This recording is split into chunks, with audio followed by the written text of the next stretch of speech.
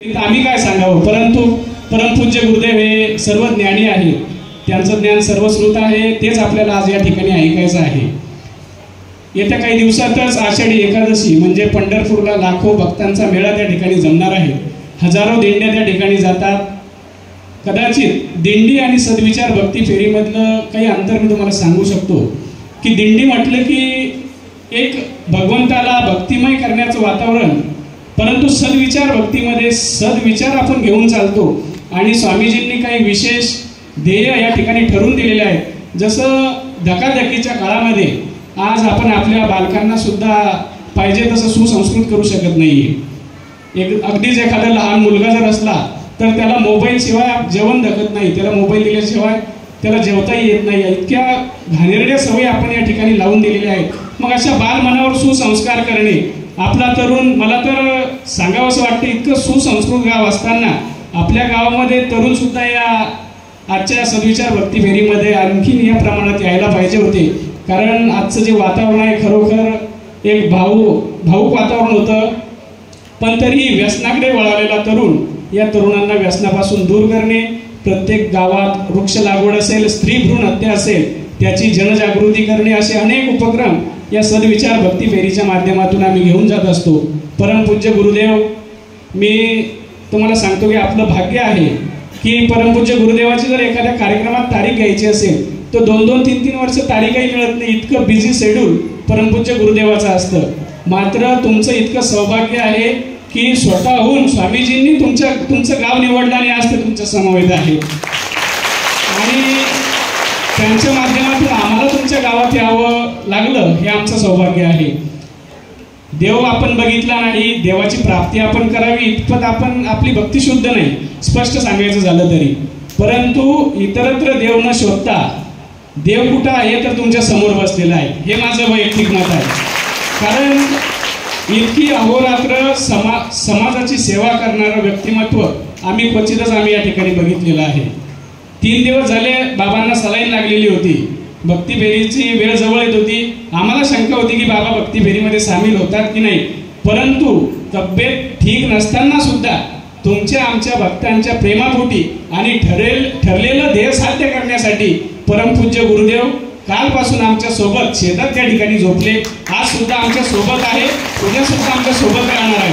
म्हणजे सांगायचं असं की ज्या संताच्या पायाशी प्रत्येक भौतिक सुविधा लोळून घेतात, अगदी करोडोच्या मालमत्ता ते जमवू शकतात, हेलिकॉप्टरने फिरू शकतात, एसी मध्ये राहू शकतात, काय गरज आहे तुमच्या आमच्या सारख्या जनसामान्याच्या त्यांच्या भक्तांसोबत रात्रभर इथं बाहेर राहण्याची। परंतु ज्यांनी तुमच्या समाजाचा वसा घेतलेला आहे आणि फक्त समाज प्रबोधन हेच केवळ ध्येय असेल तर त्या व्यक्तिमत्वाबद्दल आपण आणखी काय बोलणार। अवघे विश्वजी माझे घर या उक्तीप्रमाणे परमपूज्य गुरुदेवाने अवघ्या विश्वाला आपलं घर मानलेलं आहे। तुमच्या आमच्या सारख्या समाज मनाला या ठिकाणी आपलं कुटुंब सदस्य मानलेलं आहे आणि तेच उत्तरदायित्व घेऊन अहोरात्र रात्रंदिवस परमपूज्य स्वामीजी हे समाज प्रबोधनाचं काम करतात। यावर्षी अचानक ही सद्विचार भक्ती फेरी निघाली, परंतु पुढच्या वर्षीपासून अतिशय नियोजनात्मक ही सद्विचार भक्ती फेरी या ठिकाणी निघणार आहे। कारण कधीही सुपरिचित भाग या सद्विचार भक्ती फेरीचा नसतो। ज्या भागात धर्माची जागृती माहीत नसेल, भक्ती माहीत नसेल, धर्म म्हणजे काय माहीत नसेल, सुसंस्कार म्हणजे काय माहीत नसेल, अशा आदिवासी भागात स्वामीजी आम्हाला घेऊन जातात आणि त्यांना कशाचाही गंध नसताना अशा लोकांसोबत आपण त्या ठिकाणी जाऊन ग्राम स्वच्छता करतो, त्यांना एकत्र बोलवतो, त्यांचे आणि आपले सद्विचार एकमेकांमध्ये वाटून घेतो आणि परमपूज्य गुरुदेव अशा ठिकाणी जाऊन त्यांना समाज प्रबोधन करतात। अशा किमान 2000 गावामध्ये परमपूज्य गुरुदेवाची भक्ती फेरी आजपर्यंत पोहोचलेली आहे आणि म्हणूनच जेवढे मानावे तेवढे आभार परमपूज्य गुरुदेवाचे कमी आहेत। आपल्या प्रभुवाणीतून स्वामीजी आता आपल्याला आशीर्वचन करतीलच, मात्र तत्पूर्वी आज बाबा या वर्णा गावामध्ये अतिशय सुंदर पद्धतीनं वातावरण निर्मिती करण्यात आली। सर्व गावामध्ये रांगोळ्या, अगदी इतकं भक्तिमय वातावरण झालं आणि एकाच कुटुंबातील सर्व मुली एकदा उभ्या राहता का आपण कृपया, ज्या मुलींनी आज गायन केलं आणि मुलांनी, हे एकाच कुटुंबातल्या मुली बाबा, आणि विशेष म्हणजे गणेश महाराजांनी यांना हे केलेलं आहे, सर्वांनी टाळ्या वाजवा एकदा. अतिशय सुंदर हे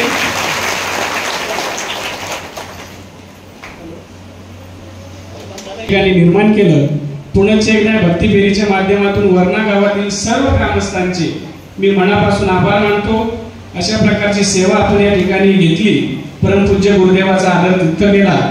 आणि एक अगोदर सूचना देऊन टाकतो की आज आम्ही बहुतेक आपण गजानन महाराज मंदिरावर भोजन आणि निवासाची व्यवस्था केलेली आहे. तिथून पुढे ही सद्विचार भक्ती फेरी उद्या सकाळी देवठाणा आणि देवठाण्याहून सकाळी 11 वाजता काळेगावला पोहोचणार. तुम्हाला जर समजा या सद्विचार भक्ती फेरीमध्ये उद्या सहभागी व्हायचं असेल तर तुम्ही सहभागी होऊ शकता. आणि आता तुमच्या समवेत परमपूज्य गुरुदेवांना विनंती करतो की आपण या ठिकाणी समाज प्रबोधनाला सुरुवात करावी.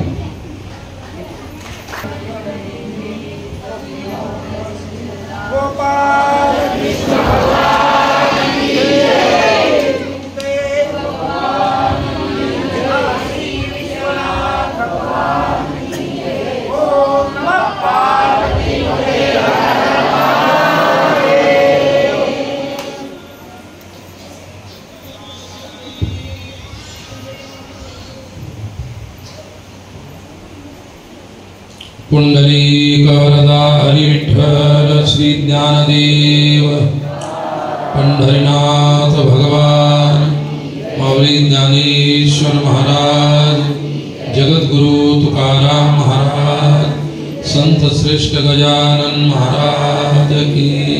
ओम नमः पार्वती हर हर महादेव.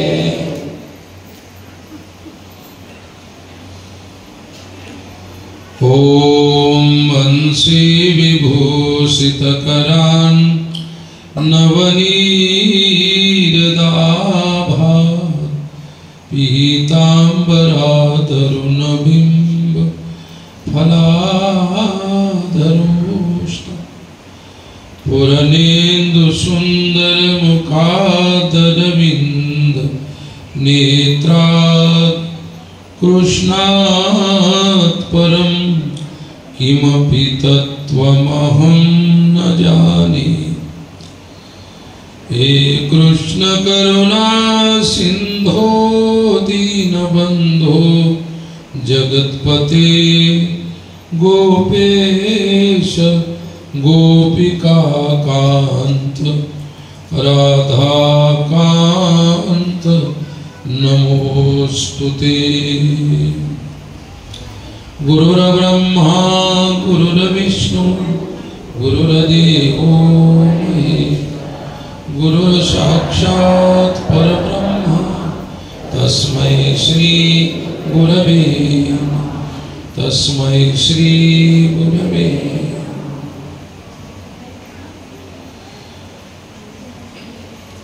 सृष्टीच्या कणाकणामध्ये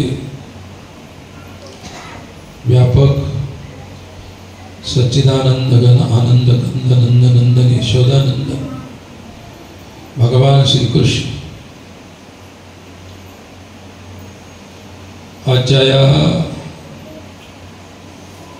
भक्ती फेरीच्या कार्यक्रमाला उपस्थित श्रद्धा भक्ती प्रेम विश्वास स्वरूप समस्त वर्ण ग्रामवासी सर्व भक्तगण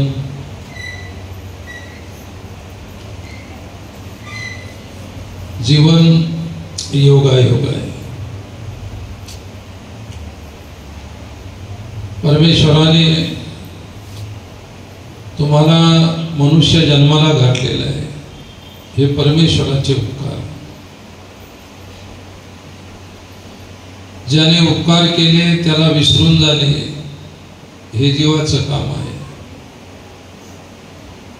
विसरणे हा जीवाचा धर्म आहे. माणूस सहज विसरतो आणि विसरण्यामध्ये फार मोठी हानी आहे. जगद्गुरु संत श्रेष्ठ तुकाराम महाराजांनी आपल्याला हे सांगितलं की विसरले तया थोर झाली हानी पचतील खानी 84 आहे. जे विसरले ते जन्म मरणाच्या दुःखरूप संसारामध्ये पुन्हा येतात, पुन्हा जातात, पुन्हा येतात, जातात. एवढी मोठी हानी आपण अनुभवतो, तरी सुद्धा त्या उपकार करणाऱ्या परमेश्वराला आपण सहज विसरतो.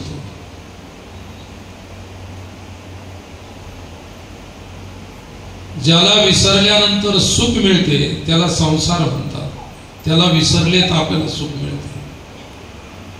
आणि ज्याला विसरल्यानंतर दुःख होते तो ईश्वर आहे. पण ईश्वराला केव्हाही विसरायचं नसतं. तुमचा अभ्यास संसाराला न विसरण्याचा अभ्यास आहे.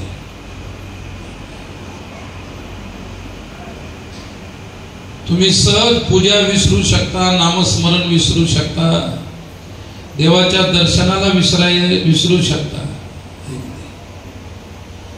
पण कुठे डेली रोज काम करायला जातं तर घरी यायला विसरत नाही, संध्याकाळ झाल्यानंतर दारू प्यायला विसरत नाही. तुमचे न विसरण्याचे पुष्कळ कार्यक्रम तुम्ही राबवत असता. सज्जनांनो, मानव जन्म हा तुम्हाला मिळालेला अनमोल ठेवा आहे. या आयुष्याचं मूल्य नाही.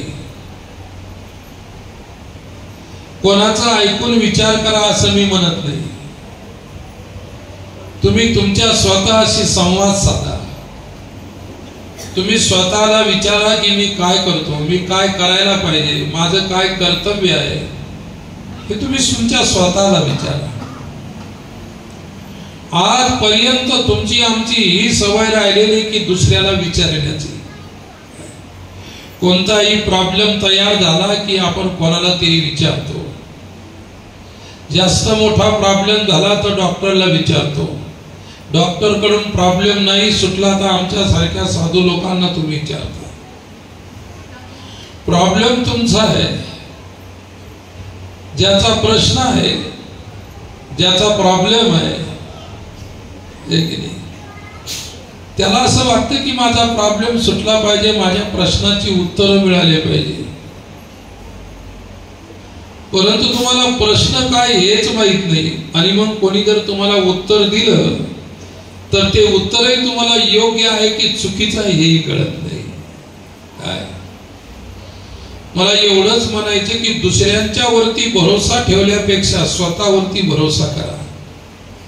आणि ज्या दिवशी तुम्ही स्वतःवरती विश्वास कराल, भरोसा कराल, त्यावेळी तुम्ही फार प्रबल असाल, तुम्ही महान असाल. मोठ्या लोकांनी कधी कोणावर भरोसा नाही केला. त्यांच्यापुढे प्रश्न उभे राहिल्यानंतर त्यांनी स्वतःवर भरोसा करून त्या प्रश्नाची उत्तरं शोधली. छत्रपती शिवाजी महाराज असतील, हिंदू प्रताप सूर्य महाराणा प्रताप असतील, या लोकांनी प्रश्नाची भीती जगापुढे नाही मांडली. काय ते पुरुषार्थी लोक होते. त्यांना माहित होतं की आम्ही पुरुषार्थ करणारे आहोत आणि पुरुषार्थी कधी भिकारी नसतो. आणि ज्याची भिकारी प्रवृत्ती असते तो कोणाच्याही समोर हात जोडत राहतो सहज. म्हणून आपल्याला आपल्या आयुष्यामध्ये कुठेतरी पुरुषार्थी बनायचं आहे. आणि तुम्हाला पुरुषार्थी बनण्यासाठी विचार लागतील, विचार लागतील तुम्हाला. आणि जगामध्ये उन्नत होण्याचे, पुरुषार्थी होण्याचे, विकासाचे विचार ज्या अध्यात्मातून आपल्याला मिळतात ते अध्यात्म आपल्या सद्गुरूजवळ, गुरुजवळ असते, संतांच्या जवळ असते. आणि म्हणून कुठेतरी आयुष्यामध्ये संत सहवास घडला पाहिजे. आणि संत सहवास घडल्यानंतरच आपल्याला काहीतरी त्यांच्याकडून विचार मिळू शकतात. तुमचा भरोसा पोथी, कुराण, तुम्ही पुस्तक वाचता, पोथी वाचता, त्याच्यातून पाहता की हे होईल, ते होईल, ते होईल. कशातूनही काही होणार नाही. चेतन पुरुष जो तुम्हाला विचार सांगेल ते जिवंत विचार आहे. पोथीचे विचार कोणताही योग्य असतो, पण पोथीचा विचार चेतन विचार नाही, लक्षात ठेवा. परंतु त्या पोथीचे विचार ज्यावेळी संतांच्या मुखातून ऐकायला मिळतात ते जिवंत विचार असतात. आणि म्हणून आज समाजाला त्या जिवंत विचाराची आवश्यकता आहे. राष्ट्रसंत तुकडोजी महाराज, त्यांच्या अडकोजी महाराज त्यांचे गुरु होते. त्यांच्या पुढे ते काहीतरी कीर्तन, प्रवचन, भाषण करत होते. महाराज सांगत होते, राष्ट्रसंत सांगत होते, तुकाराम महाराजांनी आपल्या अभंगात असं सांगितलेलं आहे, नाथांनी असं सांगितलं आहे, ज्ञानेश्वर महाराजांनी असं सांगितलं आहे. गुरुने ऐकलं म्हणले, दुसऱ्याचं काय सांगितलं ते सांगितल्यापेक्षा तू काय सांगतो ते मला सांग. दुसऱ्याचे कशाला उसनं घेऊन सांगतोस? अरे प्रत्येकाचा साधूचा आपला स्वतंत्र अनुभव असतो. ज्याने अनुकरण केलेलं असतं, आचरण केलेलं असतं, ज्याने अनुभव घेतलेले असतात. आज तुम्ही रात्रंदिवस कीर्तन ऐकता, कथा ऐकता, पुराण ऐकता, माणसं सुधारली कुठं? अगोदर हे शोधलं पाहिजे की आपल्याला सांगणारा सुधारलेला आहे की नाही. आपण ते कधीच पाहत नसतो. आपण फक्त ऐकण्याचा धंदा आपला आहे. किती वर्षानुवर्षापासून, युगानुयुगापासून आपण लोकांची प्रवचन, लोकांची कीर्तन, लोकांची भाषणं, लोकांच्या गोष्टी ऐकत आलो. परंतु तुम्ही स्वतःच्या गोष्टीला कधी स्पर्श केला का? की माझ्यामध्ये सुद्धा काहीतरी अशा गोष्टी आहेत का? स्वतःचा शोध तुम्ही लावला का? दुसऱ्याची वाक्य ऐकता, दुसऱ्याचे वचन ऐकता, दुसऱ्याची व्याख्यानं ऐकता, परंतु तुमच्यामध्ये सुद्धा ते सामर्थ्य आहे, ते बल आहे, ते पौरुषत्व आहे, तो पुरुषार्थ आहे. पण आपण आपल्या पुरुषार्थाकडे कधी वळून दृष्टिकोन ठेवला नाही पाहण्याचा. एक नाही, ऐकायचं सोडून द्यायचं, त्याच्यातून घ्यायचं न घ्यायचा हा प्रश्न फार वेगळा आहे. हजारो लोकातून, लाखो लोकातून एखादा माणूस घेत असेल तर घेत असेल. एक नाही, आज मला म्हणायचं की इतकी काही उपदेशाचा भडीमार चालू आहे, इतका उपदेश चालू आहे. तुम्हाला जर तो उपदेश पटला असता, घेतला असता, तर या हॉलमध्ये 4-2 माणसं माझ्या पुढे बसलेले असते. तुम्हाला माहित झालं असतं की मला उपदेश पटलेला आहे, मी ऐकलेला आहे, मला जडलेला आहे, मला कळालेलं आहे. तुम्हाला अजून काहीच कळालेलं नाही, म्हणून कोणाच्याही पुढे बसून ऐकण्याची सवय तुमची जात नाही. एकदा ऐकल्यानंतर, तुम्ही घेतल्यानंतर पुन्हा दुसऱ्याने वेगळे ऐकायचं काम नाही. तुम्हाला लागलेली भूक आहे आणि तुमच्या पुढे मिष्टान्नाचं भोजन आहे, तुम्ही तृप्त होईपर्यंत खाल्लेलं आहे. आणि खाल्ल्यानंतर आता तुम्ही पुन्हा कोणी जर ताट आणलं तर तुम्ही जेवू शकता का? त्या अन्नाला तुम्ही स्पर्श करू शकत नाही, कारण तुमची तृप्ती झाली आहे. म्हणून आपण आजपर्यंत जे कानानं ऐकलं ते अतृप्त राहिलो, आपली तृप्ती झालेलीच नाही. मग तृप्ती केव्हा होईल? आणि जोपर्यंत तृप्ती होणार नाही तोपर्यंत समाधान लाभणार नाही, तोपर्यंत शांती मिळणार नाही, सुख मिळणार नाही. प्रत्येक जण असा प्रयत्न करत असतो. एक फार त्या ठिकाणी अशांत माणूस, तुम्हाला एक उदाहरण सांगतो, फार अशांत झालेला, आयुष्यभर त्याच्यामध्ये अशांती राहिली. एक दिवस त्याने चक्क आपल्या बायकोला सांगितलं, मी आयुष्यभर संसार केला, व्यवहार केला, इतकी कमाई केली, पैसा मिळवला, पण शांतीच नाही. मग ज्या घरात राहून मी एवढं करून मला शांतीच नाही, तर आता मला या घरातच राहायचं नाही. बायको हुशार होती, ती म्हणे, तुम्ही इतकी अशांत माणसा, तुम्ही कोठे गेले तर तुम्हाला शांती मिळणार नाही, आणि राहिले कोठे तर दुसऱ्याची शांती भंग करून टाका. म्हणून निदान घर सोडून जाऊ नका. कशाला दुसऱ्याचं घर उजाड करून टाकायला जातात? बरं आहे ना, आपल्या घरामध्ये अशांत आहे. नाही म्हणाला, मला जमणारच नाही ते. मग तो इकडे तिकडे फिरू लागला, आमच्या सारख्या लोकांकडे येऊ लागला की महाराज, मी फार आयुष्यात अशांत आहे, घरी सर्व साधनं आहे, सर्व गोष्टी आहे, तरी शांती नाही, काय करायला पाहिजे? ज्याला जेवढं जमत होतं त्याने तेवढी उत्तर दिली, त्याचं काही समाधान होत नव्हतं. मग एकदा तो असाच फिरत फिरत एका साधूकडे गेला आणि तो म्हणाला की महाराज, फार अशांत झालेलं आहे, शांतीच नाही, काहीतरी सांगा शांतीसाठी. तो म्हणाला त्या ठिकाणी तुला माझा सहवास करावा लागेल, माझ्या संगतीत राहावं लागेल, माझे विचार ऐकावे लागतील. आणि त्याने सर्व कबूल केलं. आणि तो म्हणाला तुला एक काम करावं लागेल, तुला आता संन्यास घ्यावा लागेल, संन्यास घ्यावा लागेल, मग शांती मिळेल तुला. काय त्यानेही गीता ऐकली होती. त्याला माहित होतं गीतेमध्ये सांगितलेलं आहे की जोपर्यंत संन्यास होत नाही, त्याग होत नाही, तोपर्यंत शांती मिळत नाही. गीता सांगते त्यागा शांतीरनंतर, त्यागाशिवाय शांती मिळत नाही. पण आपल्यासारख्या संसारी माणसाकडून त्याग होणं शक्य आहे का? शक्य नाही. अरे त्याग मोठ्याकडून जमला नाही तर सामान्य माणसाची काय गोष्ट आहे. मग हा व्यक्ती गेला त्याच्याकडे, तो म्हणे संन्यास घ्यावा लागेल, मग मला तुला शांती मिळेल. तो म्हणे महाराज काही संन्यास द्या, काही द्या, पण मला शांती मिळाली पाहिजे. अरे मग त्यानं सांगितलं मुहूर्त काढला. मुहूर्त काढला आणि त्याने सांगितलं की अमक्या मुहूर्तावर तुला गुरुदीक्षा देईल, नंतर तुला शांती मिळू शकेल.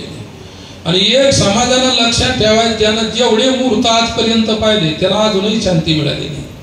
लग्न जुळवायचं तर मुहूर्त पाहता की नाही, कुंडली पाहता, मुहूर्त पाहता, गुण पाहता, कुळ पाहता, जात पाहता, धर्म पाहता. ज्या गोष्टीतच शांती नाही त्याच गोष्टी आपण पंचांगात पाहिल्यात आजपर्यंत. आणि त्या पंचांगानं कधी कोणाला शांती दिली नाही, उलट माणसामध्ये असलेली शांती भंग करून टाकली. माझं एक उदाहरण सांगतो. एक खूप शिकलेला मुलगा, खूप शिकलेली मुलगी, त्यांचं लग्न जुळलं. जुळल्यानंतर मग ते नेलं पंचांगात पाहण्यासाठी. त्यांचं सर्व काही कुंडली काढली त्यांची. त्यानं सांगितलं त्या कुंडलीवाल्यानं, हे पोराच्या कुंडलीत मंगळ आहे आणि ती मुलगी मंगळी आहे. मंगळी म्हणजे तिच्या कुंडलीमध्ये, जन्म कुंडलीमध्ये मंगळ ग्रह आहे. आणि यांचं जर लग्न लागलं, कदाचित दोन गोष्टी असतात.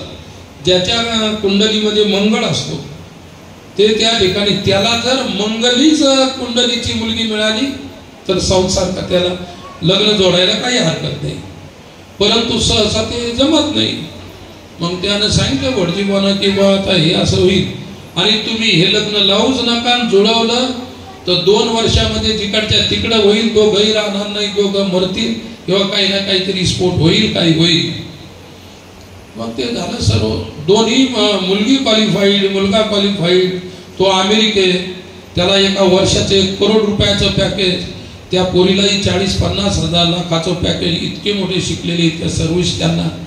आणि आई वडिलांना वाटायचं दोन्हीकडच्या की यांचं लग्न जुळलं पाहिजे. मग ती भानगड माझ्याकडे आली. काय मी म्हटलं मी काय भटजी नाही, म्हटलं ते कुंडली गिंडली मी काहीच पाहत नसतो, लक्षात ठेवा. मी म्हटलं ती तिकडे फेकून दे, आपण ते काही पाहत नाही, आपला धंदा नाही तो पाण्याचा. आमचा धंदा समाजाला मार्गदर्शन करणे, विचार देणे, परमार्थ सांगणे आमचा व्यवसाय आहे, धंदा आहे. हे आमच्याकडे नाही. नाही असं झालं, आम्हाला असं सांगितलं गेलं. मी म्हटलं मी काही ती कुंडली पाहत पण एवढं सांगतो काय, यांचं जर लग्न झालं तर दोघं मरू शकत नाही, काहीच होऊ शकत नाही. म्हटलं एवढं सांगतो, म्हटलं फक्त मी तुमचं ते काहीच पाहत झालं. त्यांचं लग्न काय, लग्न झालं. त्यांची मुलं सुद्धा आता सर्व्हिसला आहे, ती अमेरिकेत. म्हणून जेवढे मुहूर्त पाहणारे आजपर्यंत अशांत राहिले. काय म्हणून मुहूर्त पाहणं काही एवढी चांगली गोष्ट नसते, लक्षात ठेवा. आणि ज्योतिषशास्त्राला कलियुगात शाप आहे, ते पूर्ण खरं ठरत नाही. आणि म्हणून शहाण्या लोकांनी, शहाण्या समाजातल्या माणसांनी अशा बेकार गोष्टीच्या नादी लागू नये. तुम्हाला मुलगी चांगली वाटली, मुलगा चांगला वाटला, दोन्हीचे परिवार चांगले आहेत, लोक चांगले आहेत, विचार चांगले आहेत, तर सरळ जोडून टाका. कशात घुसण्याचा प्रयत्न करू नका. आणि कशात घुसाघुशी केली की अशांती होती. आणि याला सांगितलं, याला मुहूर्त दिला की अमक्या दिवशी तुला संन्यास दिला की तुला शांती मिळाली. आला ते मुहूर्त, त्याला दिला संन्यास. त्याचे संसाराचे कपडे काढून घेतले, पॅन्ट शर्ट जे होतं ते, त्याला आमच्या सारखे असे भगवे कपडे घातले आणि त्याचं नाव शांतीनाथ ठेवलं. काय ठेवलं म्हणजे तुझं नावच आता शांतीनाथ आहे, तुला अशांती पाहायचं कामच नाही. त्याचा एक जुना दोस्त होता शाळेतला, तो म्हणाला हा इतका अशांत आपला दोस्त, आणि आता त्यानं मला कळाले की संन्यास घेतलेला आहे, त्याचं नावच सुद्धा शांतीनाथ झालेलं आहे आणि खरोखरच त्याला शांती मिळाली की पाहू आपण एकदा परीक्षा करून. हा शांतीनाथ रुद्राक्षाची माळ हातामध्ये आणि असा ओम नमः शिवाय जपत बसला होता. एका वृक्षाखाली छोटीशी झोपडी कुटिया गुरुने दिलेली आणि हा गेला तिथं जुना दोस्त गेला. म्हणजे का रे काय म्हणे जास्त बोलायचं नाही, मी आता शांतीच्या नादी लागलेलो आहे आणि नुसता शांतीच्या नादी नाही लागलो, माझं नाव सुद्धा शांतीनाथ ठेवलेलं आहे.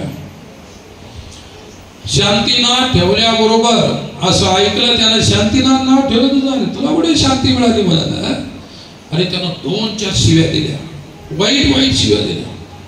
जसा शांतीनाथ उठला धुनीतला तिरसोळ उपासला मारणार काय त्या मित्रानं धरला, म्हणजे शांतीनाथ बस अरे उलट तू बरा होता, आता इतका अशांतीत जाऊन पोटला, माझा फोन करू लागला तिरसोळ घेऊन, तू शांतीनाथ आहेत का अशांतीनाथ आहे? कोणाचं नाव शांतीनाथ ठेवल्यानं कोणी शांती मिळते असं काही नाही. आपल्या मराठीत ते म्हण आहे की नाही, नाव सोनूबाई हातात कातलाचा आहे, वाळा नाही. नाव सोनूबाई ठेवलं आवडीनं, हा तिला हातात कातलाचा त्या ठिकाणी वाळा सुद्धा नाही, कळ सुद्धा नाही. तरी असं गोष्टी आहे. तर ही गोष्ट कशासाठी मी सांगितली, समाजाला आज ज्या विचाराची, ज्या परमार्थाची, ज्या बोधाची, ज्या उपदेशाची आवश्यकता आहे आणि तो उपदेश त्या गोष्टी आपल्याला आजही सत्य रूपाने ऐकायला मिळत नाही. सत्य फार कठोर असतं, लक्षात ठेवा. खोट्या गोष्टी मधुर असतात, गोड असतात, ऐकायला चांगल्या असतात, पण फसव्या असतात. सत्य ऐकायला कठोर असतं, बोलायला कठोर असतं, परंतु ते कल्याण करणार असतं. फक्त पचण्याची ताकद पाहिजे, पचवण्याची ताकद. आणि माणसाला पचवण्याची ताकद नाही. आमचे जुने माणसं आहेत, एवढे जुने माणसं आहेत, त्यांनी शुद्ध गावरान तूप खाल्लेलं आहे, शुद्ध गहू खाल्लेले आहे, शुद्ध ज्वारीच्या भाकरी खाल्लेल्या आहे. आजकालचे केमिकलचं अन्न खाणारे पोरं त्यांची बरोबरी करू शकतात? नाही करू शकत. का की आपण आज केमिकल खात आहोत. एवढं वांगा असेल, इंजेक्शन दिलं की एवढं होतं सकाळ. याचा अर्थ काय, ते वाढतं, जेवढं वाढतं तेवढं नाश सुद्धा लवकर होतं. लक्षात ठेवा, जेवढं वाढतं तेवढं नाश सुद्धा लवकर होत असतं. दिव्याची वात असते, ज्यावेळी ती विजते त्यावेळी वाढते का कमी होते? वाढते, असा भक्का धरते, नंतर लगेच विझून जाते. कोणती गोष्ट अतिशीघ्र वाढल्यानंतर तिचा विनाश लवकर आहे. म्हणून आपण जे अन्न खातो ते लवकर वाढणार आहे, म्हणून आपलं आयुष्य कमी झालं. आता परवा मी राजस्थानला गेलो, तिथं एका घरी थांबलो, भक्तांच्या घरी 103 वर्षाची आई. किती?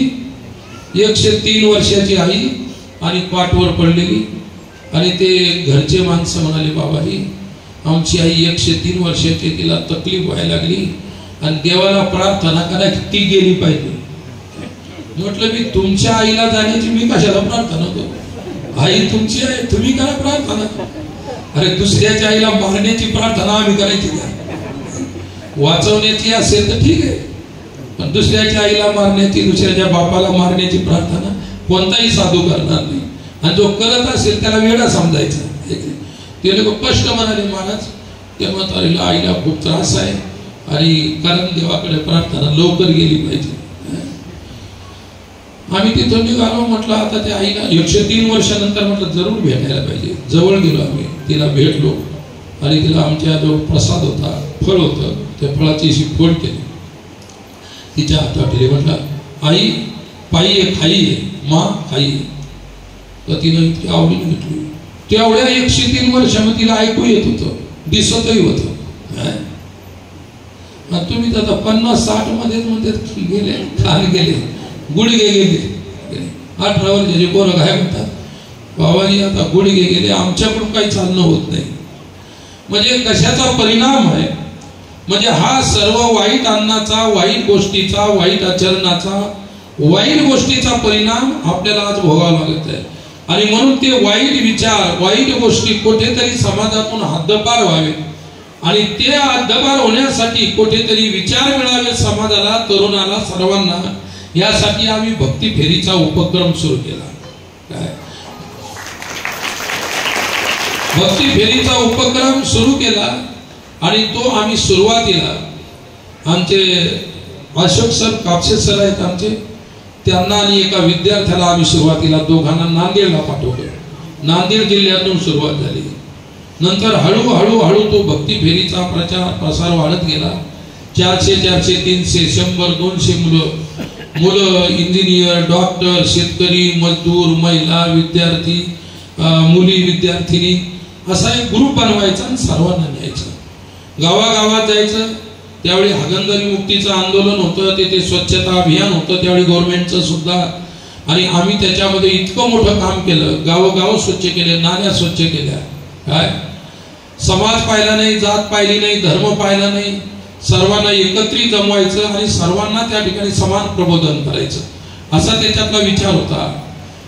गडचिरोली असेल, गोंदिया असेल, जिकडे नक्सलाईट लोक आहेत, जेवण लोक, तरुण लोक खांद्यावरती बंदूक घेऊन दिवसभर नक्षलवादी म्हणून फिरतात. त्या इलाक्यात आम्ही गेलो आणि तिथे भक्ती फेरी काढली.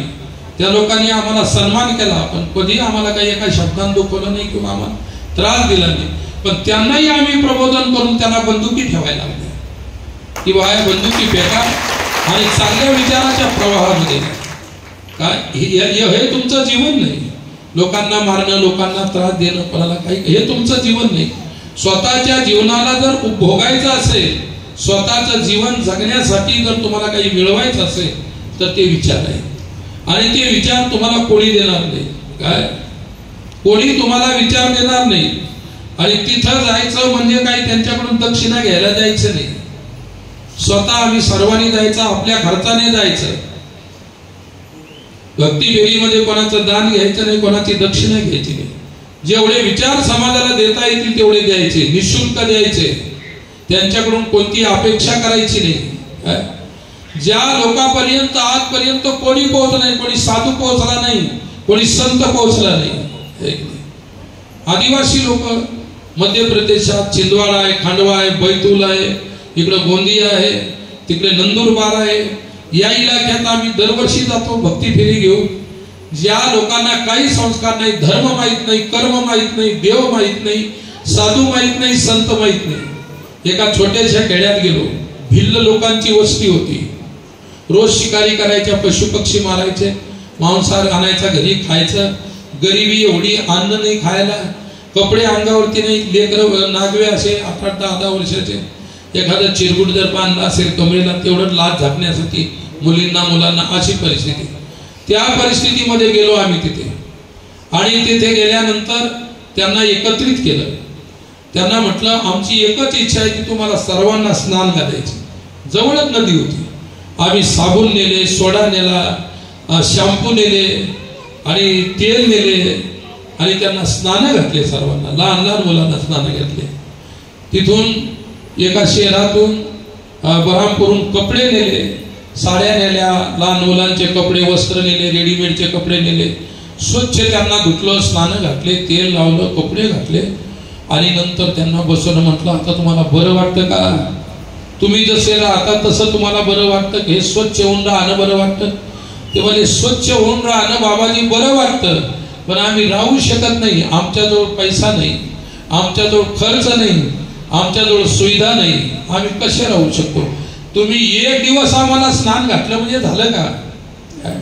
त्यांचं म्हणणं 100% बरोबर होतं. मग आम्ही त्यांना सांगितलं तुम्ही भिल्ल आहात, तुम्ही रामाचे वंशज आहात, तुम्ही रामाचे भक्त आहात, तुमची भिल्ली जातीचे तुमची वंशज भिल्ली नाही, शबरीचे वंशज आहात आणि तुमचा देव राम आहे. परकीय लोक त्यांच्यावरती हल्ला करून त्यांचं धर्म परिवर्तन करून आपल्या हिंदूतून त्यांना तोडून कोणत्या तरी जातीत न्यायचं, ते कार्य आम्ही तिथे अडवलं. आणि ते अडवणं सोपं नाही. मृत्यूला निमंत्रण देणं असं काम करणे काय मृत्यूला निमंत्रण देण्यासारखं इतके अवघड काम आहे. परंतु आपल्या धर्माचा उत्कर्ष आणि धर्म वाढत असेल काय, अरे धर्मासाठी महाराणा प्रतापांनी गवताच्या बियाच्या भाकरी खाल्ल्या, पण अकबराला ते शरण गेले. जगायचं असेल तर कुत्रे होऊन जाऊ नका, सिंह होऊन जगा. ही राणा प्रतापांची शिकवण, छत्रपती शिवरायांची शिकवण. कुत्रे होऊन जगण्यात काहीच अर्थ नाही. कोणाच्या घरचे तुकडे तोडल्यापेक्षा स्वतः कमवा, स्वतः खा, स्वतःचा पुरुषार्थ उभा करा. हे आमच्या पूर्वजांनी आम्हाला शिक्षण दिलेलं आणि आपण त्याला पार विसरलो. तरुण पिढी त्याला पार विसरलेली आहे. जयंत्या साजऱ्या करतात, दारू पिऊन साजऱ्या करतात, मांसाहाराच्या पार्ट्या करून एवढ्या सत्पुरुषाच्या तुम्ही जयंत्या साजऱ्या करता. हे निर्लज्जपणाचं लक्षण आहे. एवढ्या महान विचार आणि महापुरुषांची जयंती त्यांच्या विचाराप्रमाणे साजरी झाली पाहिजे. योग्य आहे की नाही? योग्य आहे. म्हणून तो महापुरुषाचा अपमान आहे, लक्षात ठेवा. त्यांचे विचार जसे आहेत तशा त्यांच्या जयंत्या साजऱ्या करा. काय होते ते लोक, कसे होते ते लोक, आणि त्यांच्याच वंशात तुम्ही आम्ही जन्माला आलो. कुत्रे तरी बरे आपले कधी कधी असं म्हणावं लागतं. आपल्याला काहीच उरलेलं नाही. म्हणून आपल्या पूर्वजांना लक्षात ठेवा. मग त्या भिल्ल लोकांच्या वस्तीमध्ये आम्ही 1000 रामाचे फोटो नेले, प्रत्येकाला कपडे नेले, पैसे केले जमा तुमच्यासारख्या लोकांकडून. आमच्याजवळ कुठे पैसे आहे? जे पैसे दिसतात, ते आश्रम दिसतात, ते तुमच्या लोकांकडूनच मिळालेलं आहे सर. आणि तुमच्याकडून जे मिळाले तुम्हाला समाधानात लावून टाकायचं आहे. आम्हाला कुठेही त्याला स्वर्गात घेऊन जायचं नाही, लक्षात ठेवा. आणि मग फोटो आणले, जवळजवळ 300-400 लोकांच्या वस्तीचं गाव होतं. 1000 फोटो आणले, 300 फोटो त्यांना दिले. म्हटलं एक काम करत जा, हे फोटो तुमचा देव आहे. त्यांच्या घरामध्ये दुसरेच फोटो होते, असे फोटो होते, किडे मारले. आणि त्याला त्या ठिकाणी दर्शन नाही. तर अशा प्रकारे म्हणजे सोडून द्या. असे हात जोडायचे, फोटो पुढे हात जोडायचे. प्रत्येकाला 500 उदबत्तीचा एक पुढे, एका उदबत्तीच्या पुढ्यामध्ये 500 उदबत्त्या असे मोठे मोठे ते दिले. म्हटलं 360 दिवस वर्षाचे असतात, 1.5-2 वर्ष त्यांना नक्की पुरतं. एकच उदबत्ती घ्यायची आणि म्हटलं रोज आंघोळी करू नका. 8 दिवसातून काय करा, एकदाच आंघोळ करायची म्हटलं. आणि रोज फक्त हातपाय धुवायचे आणि फक्त हात जोडायचे. ज्या दिवशी आंघोळ केली अगरबत्ती फिरवायची म्हटलं. सांगता तुम्ही 8 दिवसात मुद्दाम म्हटलं 8 दिवसातून एकदा आंघोळ करायच्या. मग त्याने एकदा 2दा आंघोळ केल्या, तेवढे आंघोळ केल्यावर बरं वाटायला लागलं. रोजच आंघोळ करा. आज रोज पूजा करता रामाच्या फोटोची. परिवर्तन झालं की नाही? आपण किती कीर्तन ऐकले, काय किती आपण कीर्तन ऐकले, किती ऐकले, परिवर्तन झालं का आपल्यात? अरे इतकं छान कीर्तन झालं म्हणून जाताना चांगली चप्पल, चांगला बूटही लोकांचा घालून जातो. हे परिवर्तन झाले का? रोजचे कीर्तन ऐकणारे लोक काहीच नाही. जोपर्यंत दिलेले विचार चित्तावरती बिंबत नाही. एखादा समजा चिखलाचा गोळ आहे, या भिंतीवर मारला तर तो भिंतीत चिटकून बसतो. आणि एखादा दगड घेतला आणि भिंतीवर मारला तर चिटकतो का तो? तसा फेकलेला विचार जर हृदयाला चिटकला तर फायदा आहे. नाही तर गोट्यासारखा फेकला आणि त्याला पडून गेला. तसे आपले कितीतरी विचार ऐकायचे आणि गळून पडायचे आहे. नळी भुंकली सोनारे, इकडून तिकडे गेले वारे. आदिवासी समाजामध्ये ज्यावेळी आपल्या आश्रमचा रौप्य महोत्सव आला होता, त्या वर्षी आपल्या वर्ण्यातून सुद्धा 30 ते 35 पोते गहू आश्रमावर पोहोचले होते. आणि नंतर काय झालं होतं की कोरोना आला, मग ते उत्सव कॅन्सल झाला. जवळजवळ 700 क्विंटल गहू आश्रमावर जमा झाले. खानदेश, आपला परिसर, विदर्भ, हे सर्व भागातून, मराठवाड्यातून वगैरे. मग आम्ही इकडे परतवाडा या भागात गेलो. त्या कोरोनाच्या पिरियडमध्ये आदिवासी लोकांना कोणी काम सांगत नव्हतं, दारी येऊ देत नव्हतं. कोरोना होईल, हे होईल, परंतु त्या लोकांना खायलाच राहिलं नव्हतं. मग कामं नाही, खायला नाही, पशु पक्षी, किडे माश्या सर्व मारल्या, तेही राहिलं नाही. मग आम्ही त्यावेळी 700 क्विंटल आमच्याकडे होते, 500 क्विंटल पुन्हा जमा केले. 1200-1300 क्विंटल गहू ट्रकमध्ये भरून नेले. 40-45 क्विंटल डाळ नेली, तेवढं तेल नेलं, मीठ, मिरची. 3 महिने पुरे असं आदिवासींच्या प्रत्येक घरामध्ये आम्ही कीट टाकल्या. किंवा या गरीब लोकांचं जीवन उद्ध्वस्त होऊ नये, मरू नये अन्नावाचं. असे तर कोरोनाने आपण मरतच आहोत. मग हे साचलेलं ठेवायचं कशाला? हे कोणाच्या तरी उपयोगाला आलं पाहिजे, लक्षात ठेवा. जे आपण दान करतो, धर्मासाठी असेल, समाजासाठी असेल, गोरगरिबासाठी असेल, अनाथासाठी असेल, वृद्धासाठी असेल, ते केलेलं दान आपल्यासाठी असतं, लक्षात ठेवा. एक छोटंसं उदाहरण सांगतो. एक छोटासा आश्रम होता आणि त्या आश्रमामध्ये पावसाच्या दिवसात हिवाळ्यात असे भक्त लोक आले तर अंथरायला पांघरायला नव्हतं. मग तिथे जे महाराज राहत होते, आपल्या वर्ण्यासारखं गाव होतं, श्रीमंत लोकांना म्हटलं बा एक एक गादी दुलाई किंवा एखादी सतरंजी दिली अंथरायला तर बरं होईल. तर 4 माणसानं हे सल्ला दिला, इकडे तिकडे कशाला भीक मागता आहे की नाही. आपल्या गावात फार मोठे श्रीमंत सावकार आहेत, त्यांच्याकडे गाद्यांची थप्पी लागलेली आहे, 100 गाद्या असतील काय, तर 5-10 गाद्या तुम्हाला सहज देऊन टाकतील. मला तिथं जाऊन मागा ना, गरीब लोकांच्याकडे कशाला मागता.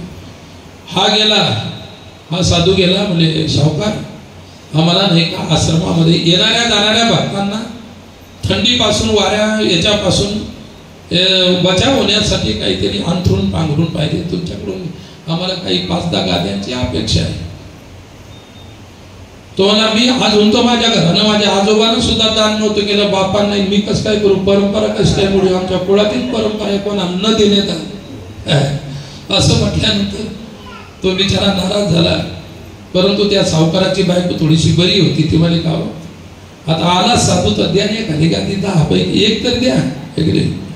तेव्हा एक काय अर्धी सुद्धा देणार नाही, उशी सुद्धा देणार नाही माना खालची, आणि तू आता जास्तच म्हणते म्हणून अशी फाटकी गोदडी जुनी पडलेली होती. त्याचा बाप कोणी आई अंतरत होता, ती गोदडी धरली साधूच्या अंगावर फेकून घेऊन जा म्हणाली. ती गोदडी जुनी धरली वाकर गोदडी. साधूला वाटलं काही हरकत नाही, दिलं त्यानं काही घेतलं. आला आश्रमावर आल्यानंतर काय झालं, जिथं महाराजांचा आश्रम होता शेजारी सावकाराची जमीन होती. एक दिवस सावकार जमिनीमध्ये सहज फिरण्यासाठी आला, सर्व पाण्यासाठी. तो अचानक वादळ सुटलं, वारं सुटलं, भयंकर वादळ वारं गारा पाऊस सुरू झाला. त्याला गारा लागल्या, गारात सापडला आणि आश्रय काही सापडत होता. तर मग त्या साधूच्या झोपडीकडे पळत गेला. साधूच्या झोपडीकडे पळत गेला आणि तुम्हाला महाराज काहीतरी झाका अंगावर, मी थंडीने मेल्याशिवाय राहत नाही. महाराजांनी म्हटलं बरं झालं, यांना दिलेली वाकड, ती वाकड म्हणजे गोदडी त्याला दिली. म्हटले महाराज याचा तुम्ही सावकार आता याच्यातच हे करा, घ्या अंगावर बसा. सावकार गोदडी अंगावर घेऊन बसला. अरे बाप रे मानले, महात्माजीनं मला गाद्या मागितल्या होत्या, ती गोदडी मी साधूला फेकून दिली, उपेक्षेनं दिली आणि ती मला जिवंत ठेवण्यासाठी कामा आली. मी दिलेलं दान गोदडी का होईना पण ती कोणासाठी कामा आली. त्याच गोदडीमुळे मी आज जिवंत राहिलो. ऐक रे, घरी गेला आणि 100 गाद्याचा त्या ठिकाणी ट्रॅक्टर भरलं, मला तिथं पोहोचून द्या. त्यालाही कळाले की आपण दिलेलं आपल्यासाठीच काम आलं. तुम्ही जे काही धर्माला देता, आश्रमाला देता, मठाला देता, मंदिराला देता, धर्माला देता, जे देता ते तुमचं तुम्हालाच कामा येणार आहे, लक्षात ठेवा. ते काही दुसऱ्याला कामा येणारं नसतं, हे लक्षात ठेवलं पाहिजे. मग मी तुम्हाला सद्विचार भक्ती फेरीचा उद्देश सांगणार होतो. काय आता मी तुम्हाला सर्वांगीण हे प्रवचन सांगत आहे, तुमच्या सर्व उपयोगाच्या गोष्टी आहेत आणि सोप्या भाषेत आहेत. हे कळायला तुम्हाला अवघड जाऊन नाही लागा. मी जर एखादं शास्त्र लावलं तर तुम्ही एकही थांबलं नसतं, उठून गेले असते. सांगणारा काय बावळट आहे काय सांगून नाही, असं झालं असतं. परंतु समाजाला जे कळेल तेवढं सांगितलं पाहिजे. आपल्या तुकाराम महाराजांनी काय सांगितलं, मराठीने केला कानडा भरता, एकाचे उत्तर एकाने. काय मराठी मुलगी होती, कानडी मुलगी होती, मराठ्याचा मुलगा नवरा केला आणि किंवा मराठ्याची मुलगी होती, कानडा म्हणजे त्या कन्नड देशातला मुलगा केला नवरा आणि त्यांचं लग्न झालं. लग्न झाल्यानंतर तो जो कानडा भ्रतार होता, भोजन केल्यानंतर आपल्या पुणे विभागाचा भोजन झाले की पानाचा विडा खातात. आपल्या विदर्भात काही एवढं महत्व नाही तिला. एक नाही पान सुपारी, सोप आता पान सुपारी गेली, सोप सुपारी आली, काही गुटखा सुपारी आली. वेगवेगळे आता प्रकार येऊन राहिले, वेगवेगळ्या प्रकारे काळानुसार. आमचा विषय चालू होता काळानुसार बदलत असतं. इथेही सुद्धा कोणतरी म्हणत होतं काळानुसार आता बदलत असतं. बरोबर आहे, चुकीची गोष्ट आहे.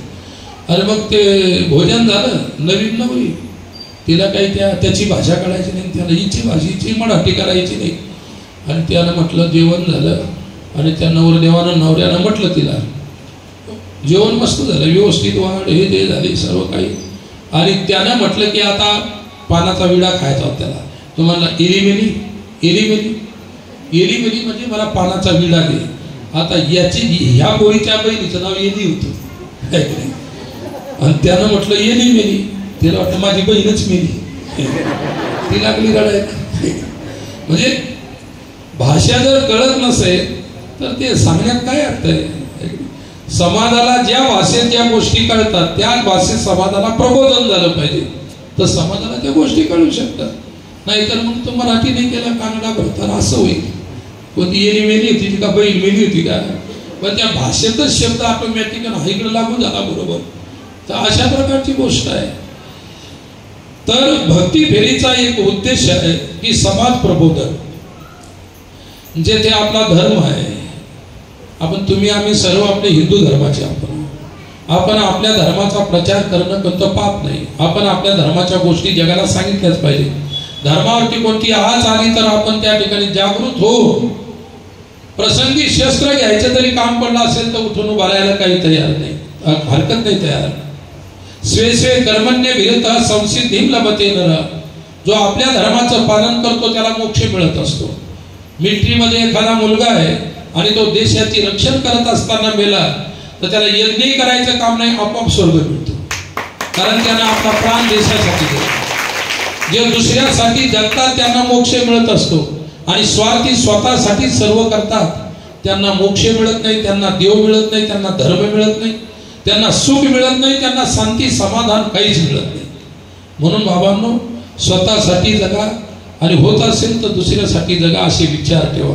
आणि याच विचाराची प्रेरणा समाजामध्ये देण्यासाठी आम्ही भक्ती फेरीच्या रूपात फिरत असतो, लक्षात ठेवा. मग योगायोगानं या वर्षी आपल्या जवळच भक्ती फेरी झाली. आतापर्यंत आम्ही 400 किलोमीटर 300 किलोमीटर 200 किलोमीटर दूर, जिथं आपला परिचय नाही, जिथं भजन नाही, कीर्तन नाही, पूजन नाही, अशा ठिकाणी जायचं आणि त्यांना आपल्या धर्मात प्रवृत्त करायचं. आपला हरिपाठ त्यांना सांगायचा, जे काही आपल्याला करायला सांगायचं असेल, पूजा पाठ हे जे करता येईल ते करायचं ते सांगायचं. आणि त्यांच्याकडे मग त्या भिल्लांना आम्ही साहित्य तुम्हाला दिलं. त्यातला 103-4 वर्षाचा म्हातारा होता. म्हटलं बाबाजी, आम्ही लोक तुमच्याकडे आलो, तुम्हाला 4 गोष्टी सांगितल्या, फोटो दिले, अगरबत्त्या दिल्या, कसं वाटतं? ते म्हणाले माझं जवळजवळ 107 वर्ष आयुष्य झालं, अजूनही आमच्या पाड्यामध्ये कोणी साधू आला नाही.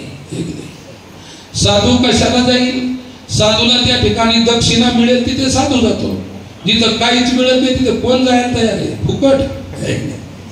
अरे पण देतात ना तुम्ही, फुकट थोडं. आम्हाला काय करायचंय? तुम्ही जे देतात ते जाऊन अशा लोकांच्यासाठी खर्च करायचा आहे. आज आश्रमात छोटे छोटे, हे छोटं तुमच्या पुढे बसलेले उभं आहे बघा, हे अनाथ बालक आहे छोटस. हे 2-2.5 वर्षाचं होतं तेव्हापासून आम्ही सांभाळ. 20 मुलं आहेत असे, आई नाही बाप नाही. त्यांना जशी आई सांभाळते तसं आम्हाला सांभाळावं लागतं. त्यांना चांगल्या प्रकारे सहकार विद्या मंदिरच्या शाळेमध्ये टाकलेलं आहे. ते सुद्धा चांडक साहेब त्यांची फीस घेत नाहीत, काहीच नाही, फ्रीमध्ये. काय अशा मुलांची कोण सेवा करत नाही? तुमच्यासारखे लोक कोणी कपडे देतं, कोणी त्या ठिकाणी बिस्किट देतं, कोणी खायची व्यवस्था करत आहे. काहीच कमी नाही. आपला भक्तवर्गच आश्रमाचा एवढा आहे. तुम्ही थोडं थोडं जरी दिलं दरवर्षी तरी तिथं काहीच कमी नाही. सर्व काही आहे भगवंताच्या कृपेनं. पण अशा बालकांची सेवा लागली पाहिजे. दाताळ्याला वृद्धाश्रम आहे, तुम्ही पाहिला नसेल, पाहिला असेल ठीक आहे, नसेल पाहिला, विशाल मोठी बिल्डिंग बनलेली आहे. आता पुण्याच्या एका भक्ताने, जळगाव जिल्ह्यातले राहणारे आहे, 100x31 एक मोठा त्या ठिकाणी किचन आणि डायनिंग रूम दिला की मृद्धांना खाली बसून जेवता येत नाही, टेबल खुर्चीवर बसून जेवतील. प्रत्येकाला खोली आहे, गादी आहे आणि कमोडचे संडास आहे. म्हाताऱ्या माणसाला खाली बसता येत नाही सहज. त्यांना त्या ठिकाणी व्हीलचेअर वगैरे आम्ही आणणार आहोत. ज्यांना चालता येत नाही, काही नाही, ते तिथल्या तिथं आपल्या हातानं फिरत राहतील. अशा मायबापांची सेवा करायची ज्यांना जगात कोणीच नाही. आपल्याही परिसरात असं कोणी असेल तर तिथं संपर्क करा. तो आपलाच आश्रम आहे आणि सेवेसाठीच आहे. ज्यांना ज्या मायबापांना कोणी, काहींना 4-4 मुलं आहेत तरी सुद्धा सेवा करायला कोण नाही. एकानं आणून ठेवलं, बाप आणून ठेवला, आणून ठेवल्यानंतर त्याला पॅरालिसिस झाला. तिथं आमचा नियम आहे, एक नाही, आम्ही त्याची पॅरालिसिस झाल्यानंतर सुद्धा दवाखाना आहे, सर्व आहे, तिथं काहीच कमी नाही, आहे की नाही. त्याला म्हटलं तुमच्या वडिलांना पॅरालिसिस झाला भेटते, म्हणे मला बापच नाही. म्हणजे इथपर्यंत त्या इतकी वाईट परिस्थिती समाजामध्ये आहे काही काही लोकांची. ज्या बापाची मुलं सेवा करत असतील ते बाप भाग्यवान आहेत. काय मुलं नाही भाग्यवान म्हणत, पण बाप भाग्यवान आहेत, त्यांची मायबाप म्हणून पोरं सेवा करून राहिले. इतकं वाईट, स्वतःची पोटची मुलगी म्हणते की माझा बाप नाही तो, मला माहित नाही कोण आहे, भेटायला येणं नाही, काहीच नाही, हे की नाही.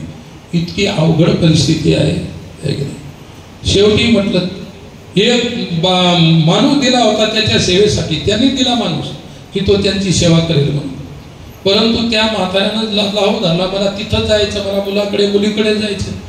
ते बाप म्हणून घ्यायला तयार नाही, हे म्हातारा आमच्या जवळ राहायला तयार नाही. शेवटी काही करून त्याला पोहोचून द्यावं लागलं, कारण ते म्हणे मी इथं जीव देईन. म्हटलं मेल्यापेक्षा बाबा त्याच्या पोराजवळ जाणं बरोबर आहे. शेवटी वडील आहे, शेवटचं क्षण त्याला वाटलं. परंतु ते बाप सुद्धा पोरगी बाप म्हणायला तयार नाही, पोरगाही बाप म्हणायला तयार. किती अवघड गोष्टी आहे. आणि या गोष्टी आम्ही पाहिल्या जीवनामध्ये. एकदा कार्यक्रमाला जात असताना एक छोटस घर होतं शेतामध्ये, 40 एकर बागायत मका वगैरे होती, केळी लावलेली. आणि आम्ही तिथं डबा घेऊन, तुमच्यासारख्याने आम्हाला डबा दिला. पुढच्या गावात कार्यक्रम होता, तिथं भोजनासाठी थांबलो. आणि मग सोबतचे जे होते ते भोजन करू लागले. माझं झालं, मी त्या खोली बांधलेली होती 3-4 पत्राची आणि मातीच्या दगडाची भिंत होती. आणि मी तिथं फिरत होतो. मला आतून त्या खोलीतून आवाज आला तर त्या खोलीच्या बाहेरची कडी लावलेली होती. मी ती कडी उघडली आणि मग अशी उघडली, तिथं एक म्हातारी 60-65 वर्ष, जास्त वृद्ध नाही, 60-65 वर्षाची त्याच्यात बसलेली होती. मी म्हटलं आजी तुम्ही याच्यात एकटी काय करता?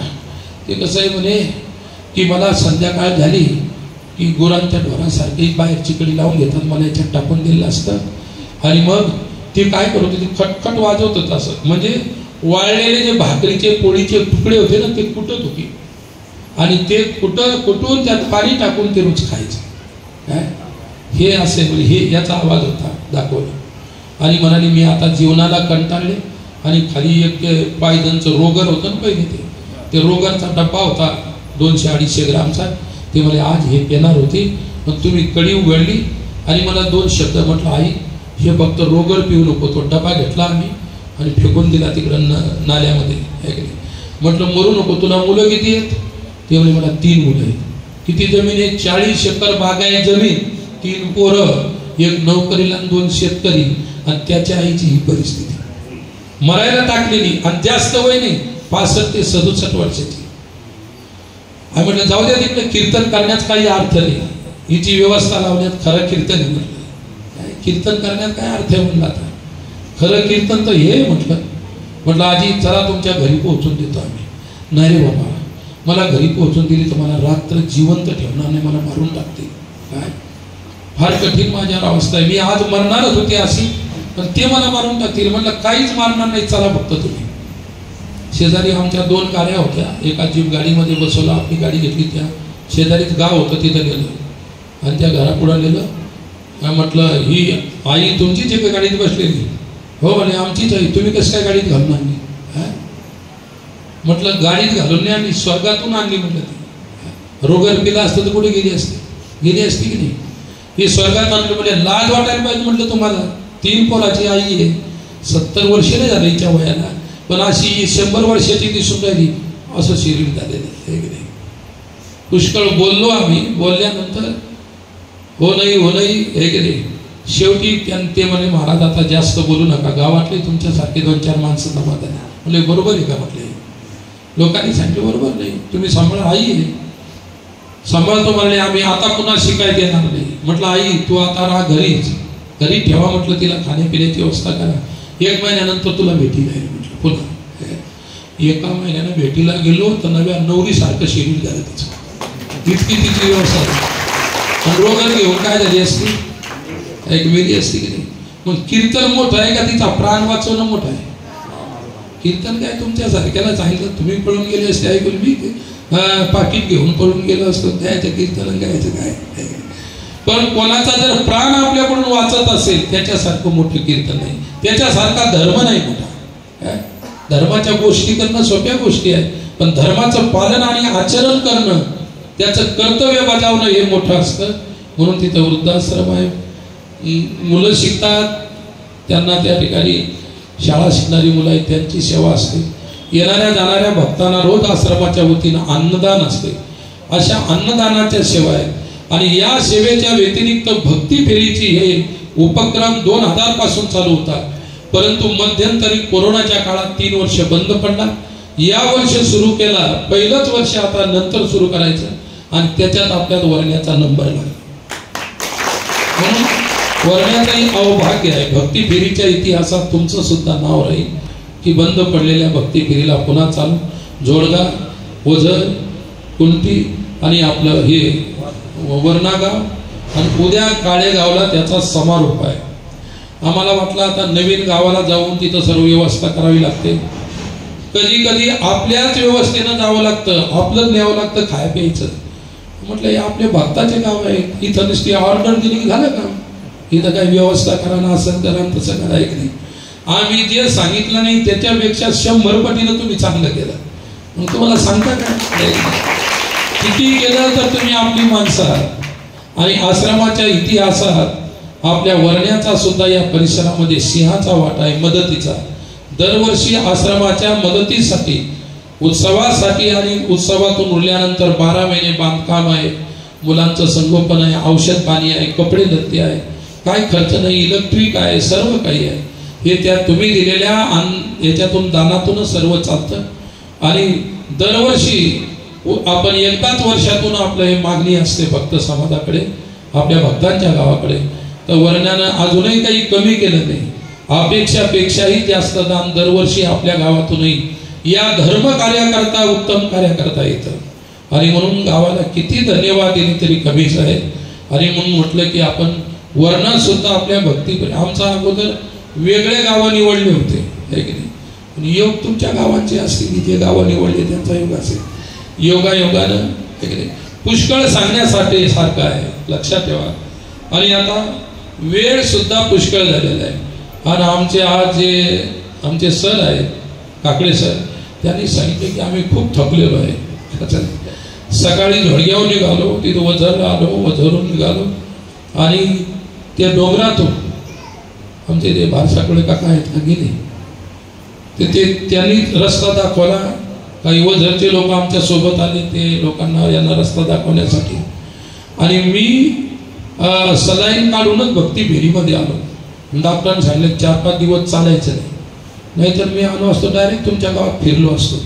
पण मला तिथं बसलो तर पायाला गोळे येऊ लागले. कारण काय, तब्येत बरोबर नव्हती. परंतु म्हटलं सर्वांनी मला मना केलं की जाऊ नका, पण जाऊ द्या म्हटलं, आपण तब्येतच शरीरच या समाजाला वाहिलेलं आहे की नाही, जे होईल ते होईल, पाहून घेऊ.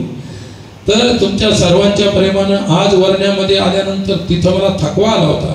इथं आम्ही इथं बसलो होतो गावाच्या बाहेर थोडंसं आहे की नाही, तर असं उठायची इच्छा नव्हती. परंतु म्हणलं चला, इथं आल्यानंतर असं तरुण मुलासारखं वाटून राहिलं. याला काही औषध नाही, तुमच्या गावकऱ्यांचं, तुम्हा सर्व भक्तांचं प्रेम आहे.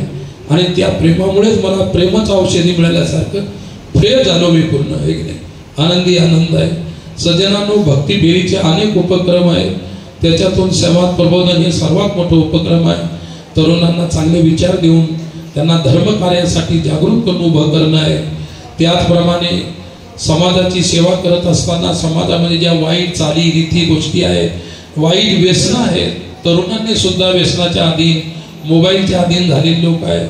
मी कालच सांगितलं, सर्वे झाला, जागतिक सर्वे झाला, त्याच्यामध्ये 13% तरुण वर्ग सध्या मोबाईलमुळे पार म्हणजे 100% पागल होऊन गेले. 13% तरुण, किती पूर्ण जगामध्ये 13% तरुण त्यांना पागल होऊन गेले मोबाईलमुळे. आणि आजही पोरं मोबाईलचे किडे होऊन बसलेले आहेत. लहान लेकरं, आई सुद्धा इतक्या हुशार आहेत, त्याच्या हातात मोबाईल दिला की ह्या मस्त टेन्शन फ्री. पोरांच्या हातात मोबाईल देणं म्हणजे तुम्हाला जन्मभर टेन्शन राहणार आयुष्यात. आणि म्हणून लहान लेकराच्या हातात निदान मोबाईल देत जाऊ नका. थोडं तुम्हाला खेळवावं लागेल, अंगावर घ्यावं लागेल, हे तुमचंच आहे. पण तुम्ही त्याला मोबाईल देऊन वाईट सवयी लावू नका. हे आईवडिलांना सुद्धा माझं सांगणं असतं, कारण आपल्याला आपली पिढी घडवायची आहे, आपली संतान घडवायची आहे, आपल्यासाठी आपल्या समाजासाठी घडवायची आहे. म्हणून तरुण मुलं असतील, बालवर्ग असेल, पुढच्या वर्षी आम्ही प्राधान्यानं तरुण आणि बालवर्गांनाच या भक्ती फेरीमध्ये प्राधान्य देऊ. ज्या भागात देऊ काय असे भाग आम्ही निवडतो तिथे आपली काही ओळख नाही, परिचय नाही, काहीच नाही. भिक्षा मागायचं काम पडलं तर भिक्षा मागायची, जी चटणी भाकर मिळाली त्याच्यावरती आम्ही दिवस काढले. पण असं नाही की आपल्याला हेच पाहिजे का ते पाहिजे, आहे की नाही. आता तुम्ही तर जे वाटेल ते आम्हाला खाऊ घालू शकता, कारण तुम्ही सर्व घरची मंडळी आहे की नाही. पण आम्हाला हेच खाऊ घालायला पाहिजे असा काही नियम नाही. तुमच्या प्रेमात जे असेल, तुमच्या भक्तीत जे असेल, तुमच्या विचारात जे असेल, तुम्ही ते द्याल ते आमच्यासाठी अमृत आहे. आणि म्हणून तुमच्या सर्वांचे विचार आणि आमचे विचार, एकमेकाचे विचार एकमेकाशी जोडवणं हे भक्ती फेरीचं लक्ष्य आहे.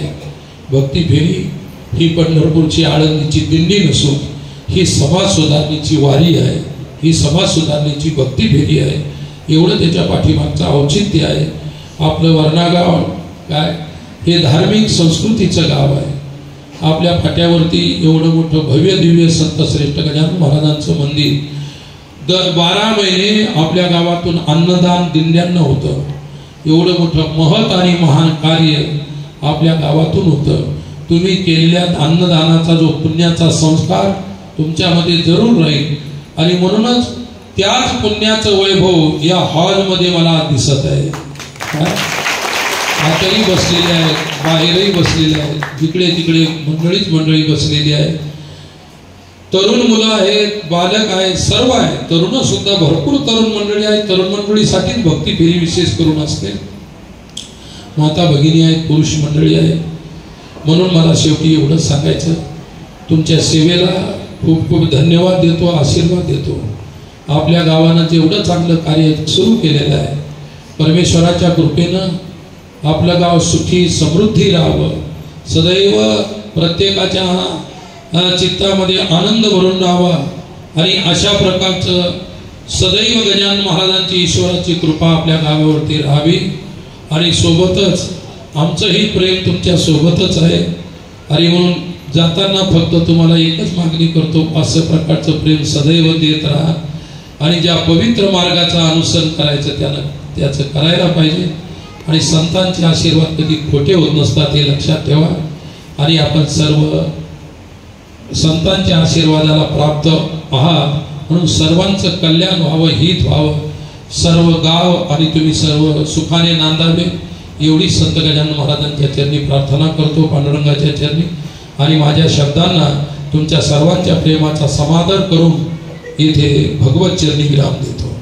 गोपाल कृष्ण भगवान आता विश्वात्मके देवे येणे तोषोनी मद द्यावे कसाय, जे कुळाची व्यंकटी सांगो तया सत्कर्म रती वाढो, भूता परस्परे करो दुरितांचे तिमिर धावो, विश्व स्वधर्म सूर्य पाहो, जो देवांचिरतो ते लाहो प्राणी, वर्षती सकळ मंगळी ईश्वर निष्ठांची मांदियाळी, अनवरत भूमंडळी भेटतो या होता, चला कल्पतरूचे आरव, चेतना चिंतामणीचे भाव, बोलते जे अर्णव पियुषां, चंद्रमेघे आलांछन, मार्तंड जे तापहीन, ते सर्वाही सदा सज्जना स्वये, किंबहुना सर्व सुखी पूर्ण होनी ती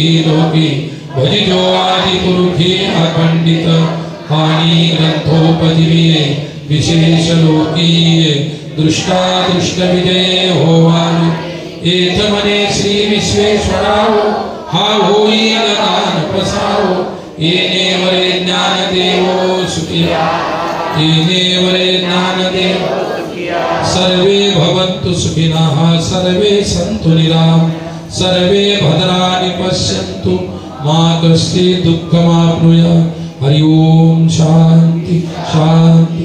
ओम नमः पार्वती पते, हर हर महादेव. ओम शांति शांति. आता लगेचच आपल्याला गजानन महाराजांच्या मंदिरावर जायचं आहे, पहिली गोष्ट. आणि ही सर्व आमचे लहान लहान चिमुकले मुलं आहेत, काही महिला आहेत. तर गावकऱ्यांना एवढं सांगतो, 1-2 ट्रॅक्टर असेल तर त्यांना तिथपर्यंत मंदिरावर पोहोचून द्या. कारण आता ते पायी चालक याच्या लायकीच राहील नाही, पोर झोपायला नाही काय. तर तिथपर्यंत आहे सर्व आपल्याला, असं काही नाही.